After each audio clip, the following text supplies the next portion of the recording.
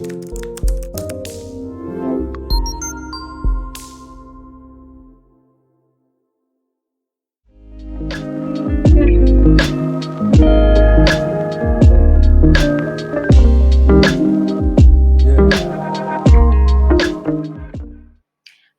my name is Mabery Chestnut, and I'm a certified financial planner and an investment advisor.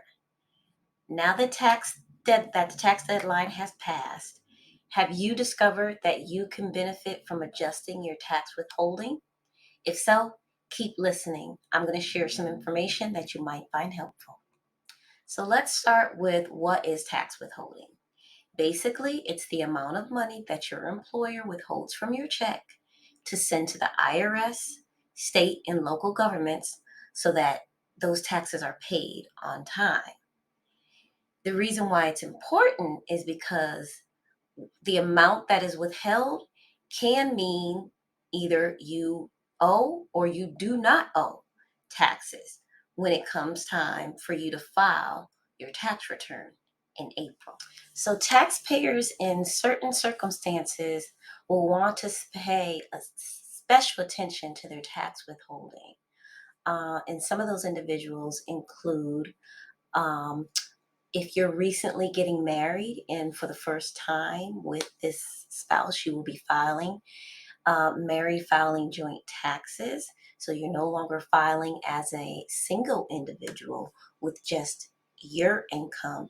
You're filing jointly with your spouse who has additional income. So that additional income may or may not put you in a higher tax bracket.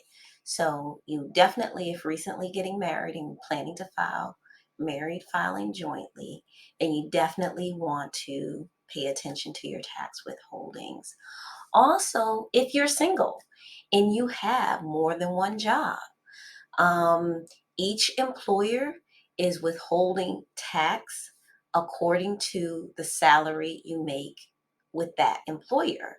So if you have multiple jobs, those jobs are not accounting for the income you're making at other jobs.